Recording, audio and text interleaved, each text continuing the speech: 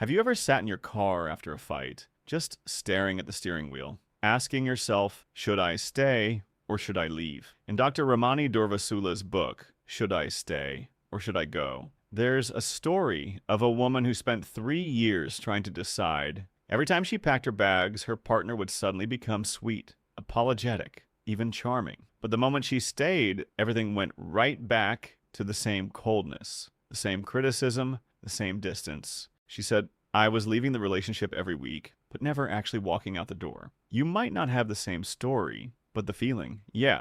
A lot of people understand that. Today, let's break down how to know when staying makes sense and when leaving is the most honest form of self-respect. Chapter 1. Why this decision is so hard. Leaving isn't just about packing a bag. It's about questioning your identity, your future, and everything you've invested emotionally. Dr. Ramani explains that people stay stuck because of 3 main traps. Hope, maybe they'll change. History, we've been together too long to quit. Fear, what if being alone is worse? And here's the painful truth. None of these are answers about the relationship. They're answers about your anxiety. So the first step is asking, am I choosing this relationship, or am I avoiding the consequences of leaving it? If you feel that question in your stomach, you're already halfway to clarity. Chapter 2. Signs you're staying for the wrong reasons. Let's make this simple. If you're staying, it should be because the relationship is healthy, respectful, and growing. But many stay because of these warning signs. Dr. Ramani highlights 1. You're always managing their emotions. You walk on eggshells, try not to trigger anger, silent treatment, or guilt. 2. Apologies don't lead to long-term change. They say sorry, promise improvement, and 2 weeks later, it's the same. 3. Your self-esteem is dropping. You feel smaller than you did before the relationship.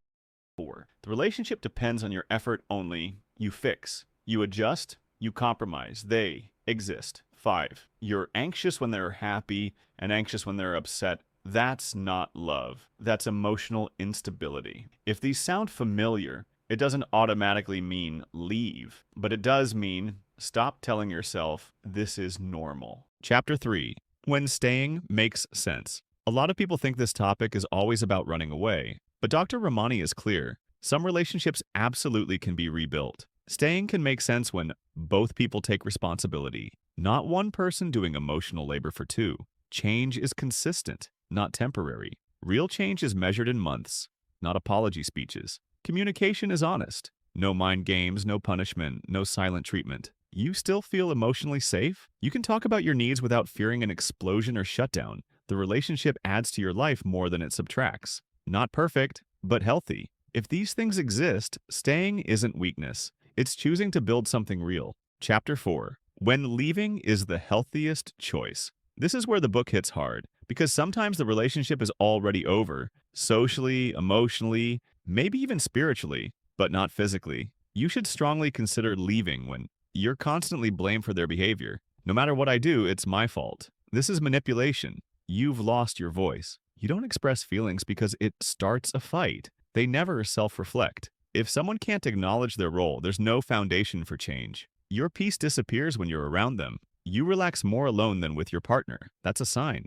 You stay because of fear. Fear of starting over. Fear of regret. Fear of them. Fear is not a relationship. Dr. Ramani reminds us, leaving isn't giving up. It's choosing yourself when the relationship has stopped choosing you. Chapter 5. The Clarity Test, 30 seconds. Here's a simple test from the book. Adapted. Close your eyes and imagine your partner's behavior never changes. Not next month, not next year, not in 5 years. Exactly the same as today. Now ask, can I live with this? If your body tightens, if your chest drops, if your answer feels heavy, you don't need more time. You need honesty. Chapter 6. Final message. If you're watching this, chances are you're not just curious. You're searching for clarity. You don't have to decide today, but you do need to stop living in confusion. Staying should feel like a choice, not a trap. Leaving should feel like freedom, not failure. And whichever direction you choose, remember this. You deserve a relationship where love doesn't cost you your peace. All right, let's wrap this up with something real. After everything we covered,